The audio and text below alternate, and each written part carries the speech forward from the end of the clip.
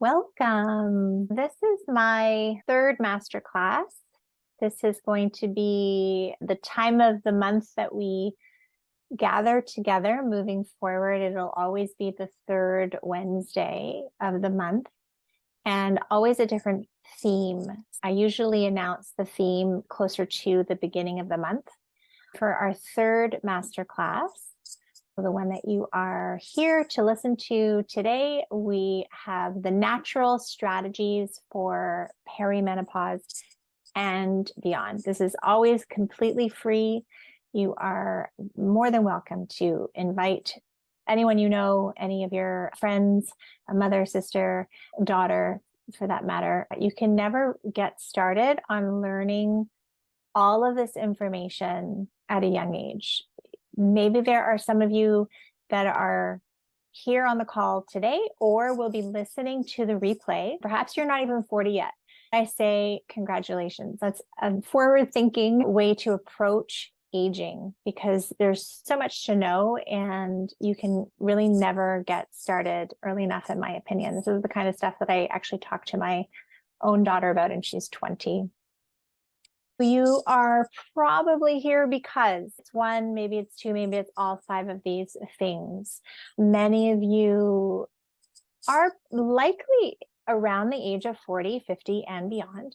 You might be finding it a little bit difficult to lose weight. Weight isn't something that necessarily is always associated with perimenopause and menopause. Some women don't gain a pound and others do. It's a really nuanced topic. We're not here to talk about weight specifically for this masterclass, although I am going to talk about some tangible things you can take away to potentially manage weight better, because it's all about hormones. It's never just about the weight. If you have been listening to me speak for a while now, you'll know that I talk about that all the time. It's about everything else. It's about the hormones. It's about self-regulating. It's about our nervous system. Yes, it's about food, but it's much more than calories in and calories out. In my experience as a health coach and coaching women in particular, this is probably the hardest thing to convince women of. We are so conditioned to believe that food is why we look a certain way. It's true to a degree. It's true to a degree, but it's not everything. You might be experiencing some hormonal shifts. You may want to feel sexy and sensual again. We're going to talk about that, but how, right? So we hear these buzzwords. What does it mean to be embodied and to be in your feminine and to be sexy and sensual? We'll talk about that. You might need practical tips for cruising through these years. That's why I'm here. You're ready to have a different experience. Working with me is a little bit different because I'm not going down the allopathic medical road. In other words, I'm going to steer you to a place where maybe you want to consider something that is more holistic. Maybe you want to think about the whole body a little more than you potentially ever have. Maybe you want to do something that does not include HRT, hormone replacement therapy. Maybe you want to do something in conjunction with that. There's lots of different ways to do this, and that's what we're here to discuss.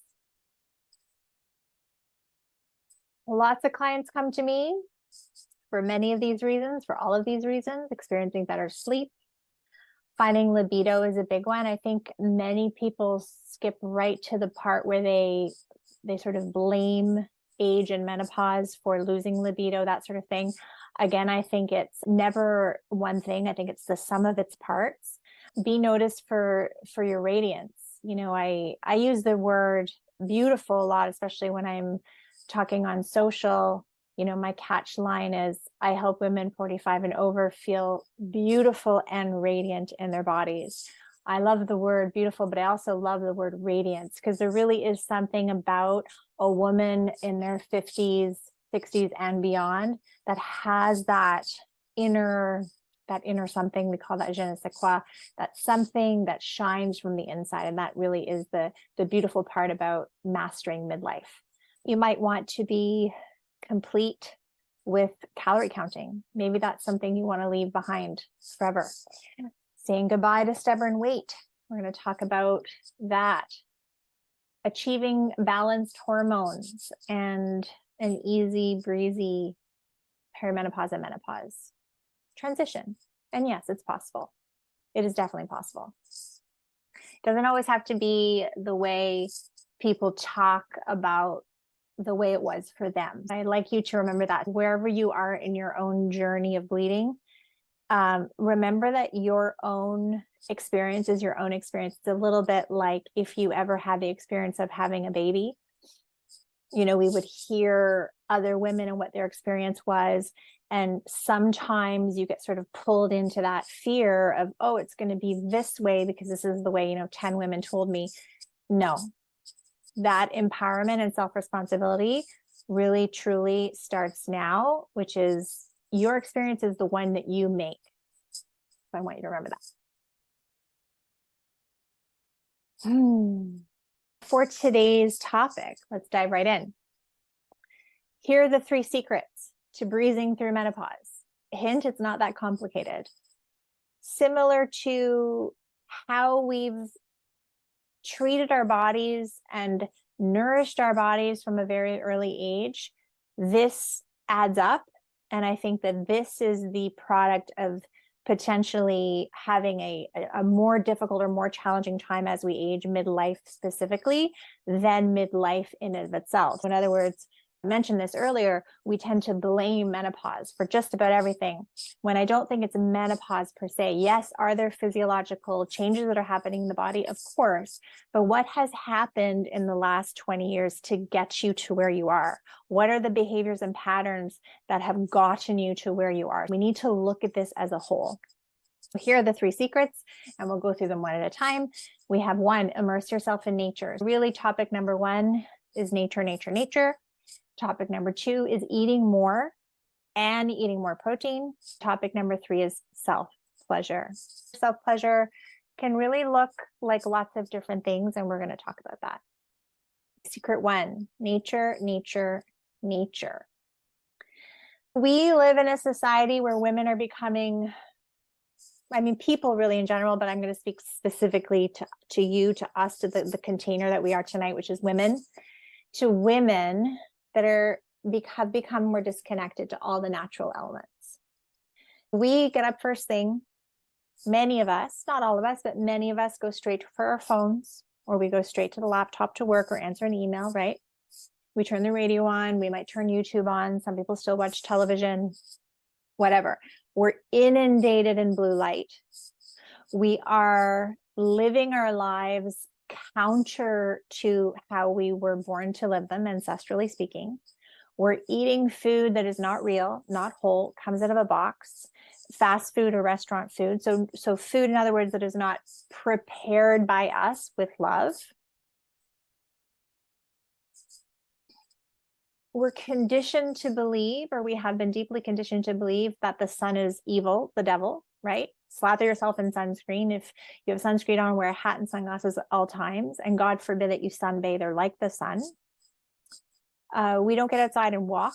So we'll go to the gym, which is great. I'm all for weightlifting. Those of you who know me know that I believe in that very much for aging.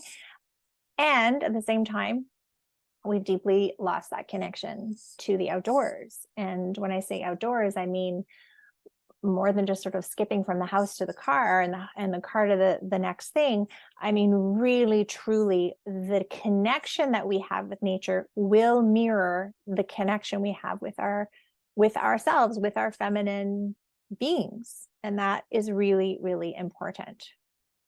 How does this connect to our hormones? Weight and gaining weight and having difficulty losing weight, particularly as we age and enter this stage of our life, doesn't really have much to do with the food per se, or the calories in and calories out, or that our metabolism is slowed down, despite what the medical community would have us believe. It really comes down to hormone balancing and hormone regulation. It's not the calories per se or the food we're eating. It's that our hormones are imbalanced. And why are our hormones imbalanced? Our hormones are imbalanced because we spend so much time staring at a screen because we spend so much time disconnected from who we're meant to be ancestrally. We don't spend time with our sisters, women, gathering, that sort of thing. We don't spend time creating. We don't spend time doing the things that we have naturally done for the last 300, 400, 500 years. We've really come away from what is considered holistic, really holistic in its most crude sense. Here's what I mean by natural elements, really basic examples. They might seem obvious, but I'll mention them anyway. The earth, gardening, the sun, sunbathing without sunscreen, without your hat, without sunglasses, being in the nude. So being in your birthday suit, like that, it doesn't get to be more connected to nature, your own nature. Maybe you're not naked in your backyard, although I highly advise that too, but maybe you're just naked on your own, living cyclically, whether or not you're still in a bleeding stage. If you're not, you can still live cyclically. You can still connect to the moon cycles. You can still connect to the seasonal cycles. Like life has so many different cycles. There's lots of different ways to live cyclically. Living as close to our ancestors did, well, I mean, it's a little different now. I understand it's 2024. Hey, listen, I like my phone and I like my modern things as well. I'm often reminded that it's really nice to disconnect sometimes from that hyper connection that we have now with phones and texting and social media and all the things. I have to put boundaries down and remind myself that we're not meant to be so artificially connected. We're actually meant to be more intimately connected. When is the last time you spent gathered with women, as an example? It's so healing. Choosing to eat wholesome foods. That's another example of the connection to your most natural essence. When we eat and deviate in a way that is eating from a box or eating foods that are quickly prepared and not prepared ingredient by ingredient with love, we are moving away from our natural being. Meat, berries, eating ancestrally, very important. Choosing to fight your body's aging process would be moving away from what I consider nature. So, Botox and fillers and all of this stuff where we fight so hard to stay youthful is really moving away from our natural being. Getting into nature as much as possible, grounding into the earth with your feet, lying in the earth. I mean, when's the last time you did that? Lay in the earth, roll around. Commune with the animals. Maybe it's your own animal. Maybe it's just nature outside. So these are all strategies that balance your hormones. When we balance our hormones, we can regulate our weight. I want to help you see the forest through the trees here, because I think often my clients included are hyper vigilant and focused on weight. It's the weight. But we need to back up. How did we get here? It's not the calories. It's not the weight. It's the hormones that are regulating all of this and everything I just spoke about in the last few moments. I want to talk a little bit about nourishment. In a moment, I'm going to open this up because I do want to interact, and we have a nice small group. I'd love to ask you all some things. Secret to nourishment. Nourishment is interesting because it can mean a lot of different things. For example, what does nourishment mean for you? What is your spiritual nourishment? What is your connection to something that's greater than yourself? It doesn't need to be church-based or an organized religion. It can be your own sense of spirituality. Maybe it's yoga. Maybe that's your church. Are you eating enough? And the people that work with me know that I'm always talking about this, because it's about not skipping meals. It's about no longer intermittent fasting. It's about nourishing yourselves in a way where you feel complete. The best way to describe it is, when you have a craving for something, let's just use like junk food, candy or chocolate or something that we know is not bringing any real dense calories or nourishing calories to our body. We know that we want this thing, whatever it is, because the reality is we want it because we're hungry for something else that you can't put your finger on what you're hungry for. But we're never hungry for chocolate or chips or popcorn, right? We're never hungry for those things. We're hungry for something else. This is what I want you to ask yourself about nourishment on a whole. How nourished do you feel you are? How nourished do you feel you are? Sometimes when I talk about nourishment, I'll just put my hand on my heart and I'll ask myself, what am I really looking for?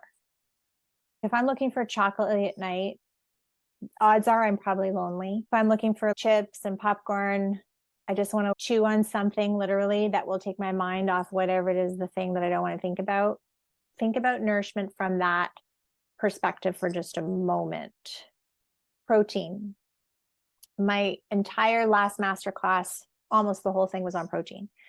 Rule of thumb, 1 gram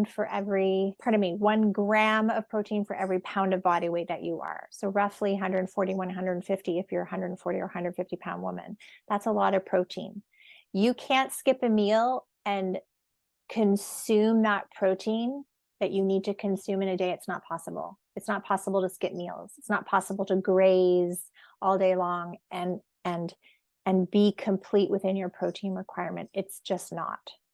So I'd ask yourself to look at that. Take a day and just measure out what you're eating just to get a rough idea.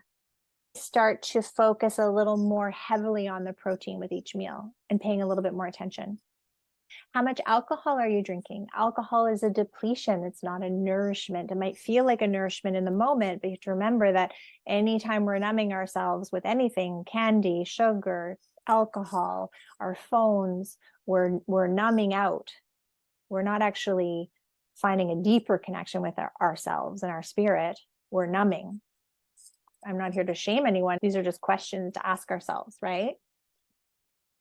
Finding reverence in anything that you eat.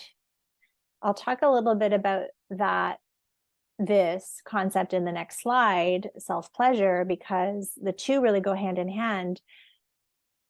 I'm not puritanical in the way I eat. I love a beautiful homemade piece of chocolate cake every once in a while, or homemade ice cream, or something really gorgeous and stunning and real food. I love, love, love food. In my last several years, ironically, as a nutritionist, I've really been healing my own relationship with food, because I did have some disordered eating that was really, really subtle and sneaky.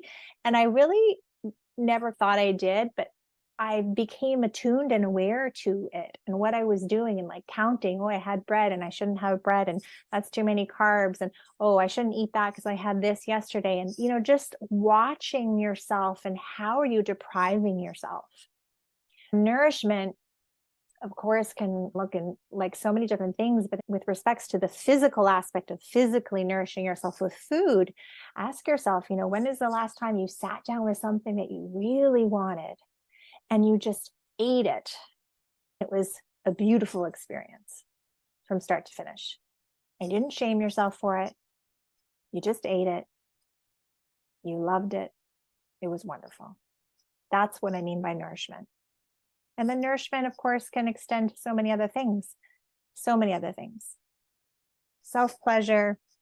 I love this topic. I just came away from a women's weekend of festival where, some of the workshops were around self-pleasure. It doesn't necessarily have to mean sexual. Of course it can, but are you living a life where you're truly taking care of you?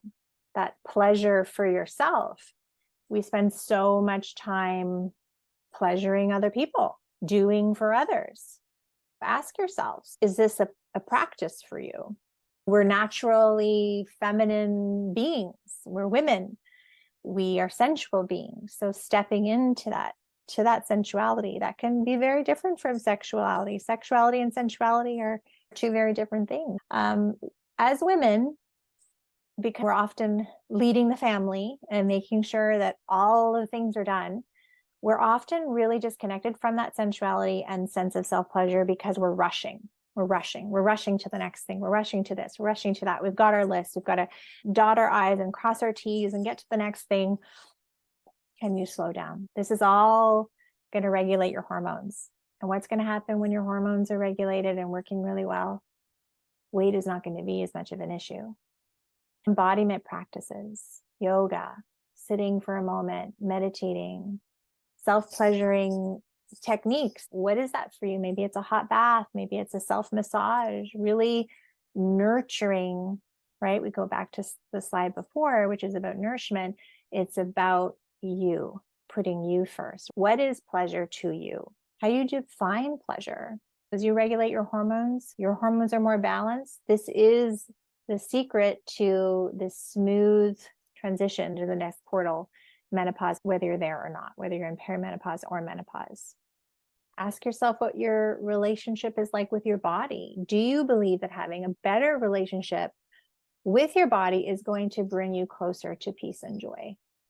Think about that for a moment, because I think so many of us as women have spent so much time disconnected from our bodies and truly having a very negative relationship with our bodies that we don't even really know what that would look like. What would it look like to love your body exactly as it is right now? Not 10 pounds lighter, not the body that was 5 years ago, but now, right now. Is that even a possibility for you? Healing the relationship with the body and self-pleasure really connects. To me, it's the same thing. Feeling your feelings. This is all part of self-pleasure, because we have spent so many years stuffing down everything that we've felt, not being in a safe space to emote and feel, and instead numbing. We have not processed our pain. Have you processed your pain?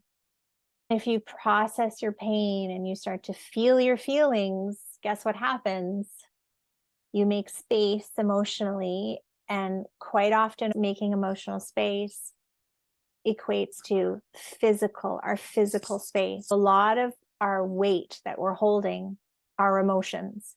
I know that's hard for a lot of people to understand that are still very much in the matrix of like calories in, calories out. I promise you, that is mostly what weight is. It is holding on to emotion, feeling the feelings. Big mistakes you might be making. We talked about this, rushing, not being embodied. Not being embodied to me is just being disconnected from the energetic part of your body. The way I describe it is that most of us are operating in this energetic field up here. So we're thinking here, we're not thinking with our hearts or our bellies or our gut brain, right? We're not listening to our intuition as women, which is probably the strongest sense we have. We're very disconnected from what's happening physically. Living a sedentary lifestyle. And listen, I'm not talking about hitting the gym 5 times a week. I'm talking about movement in a way that feels good, dancing, waking up and walking into nature, yoga, gentle things that make movement enjoyable. Emphasis on weight, getting on the scale and really concentrating on those numbers. What we need to be talking about is hormone balancing, hormone balancing, hormone balancing. If we could just throw the scale away and forget about weight as a number and really change the metric for what health is. Trying to lose weight with diet and exercise alone, not eating for your hormones. As women age, we talked about this, eating more and eating more protein, focusing on weight loss rather than fat loss, and stuffing down all your feelings and not feeling. These would be the top mistakes I see women making. And then let's look at how we actually define the weight loss. What is weight loss? To many of us, it's getting on a scale and seeing the number change. But what I would like to encourage you to do is to change how that looks for you. Maybe it means more energy, feeling radiant, feeling sexy. You know, what are we focusing on? Are we focusing on the numbers? Are we focusing on the jeans that still don't fit? Go out and buy the bigger jeans. Truly, go out and buy the bigger jeans. And then tips today for weight loss. Sleep is your best friend. 8 to 9 hours a night. Eating more protein. I talked about this, but I'll say it again and again and again. I'll say it 10 more times. Protein, protein, protein. 1 gram for every body weight that you are. Resting and napping every day. A little rest every afternoon. Nervous system regulation. How do we regulate our nervous system? We get into nature, we breathe, we look at the sky, we sunbathe, we lay in the grass, we connect to as many things as we talked about in the previous slides that are natural and as close to nature as possible. We don't skip meals. We don't graze throughout the day on a few grapes and a piece of cheese. That's not a meal. We say goodbye to intermittent fasting as women. We find joy in our food, and we experience self-pleasure, and we have a sex life, whether that's with ourselves or with our partners. This is what will keep us youthful. A little bit about me and how I help people like you, whether you're here live or you're listening to the replay. I offer a 16-week program, one-to-one individualized support, weekly and biweekly meetings, nutrition mindset coaching, a lot of support for grief, whether that be, navigating a divorce, single parenting, grief from death. I offer lots of guidance around meal planning and prepping for groceries, figuring out what you should have in your house in terms of what's in the pantry, what you should be cooking with, all that kind of thing. The experience is very personalized from beginning to end. If you do want to talk to me, or you're so inclined to ask me some more questions about my program, you can book a 15-minute discovery call, and I would absolutely love to talk to you. That's totally free. It's 15 minutes. You can ask me anything you want, and we can discuss anything health related, or really anything emotional or energetic related that you are looking to heal. I can talk to you a little bit more about how we get you to the place where you want to get to.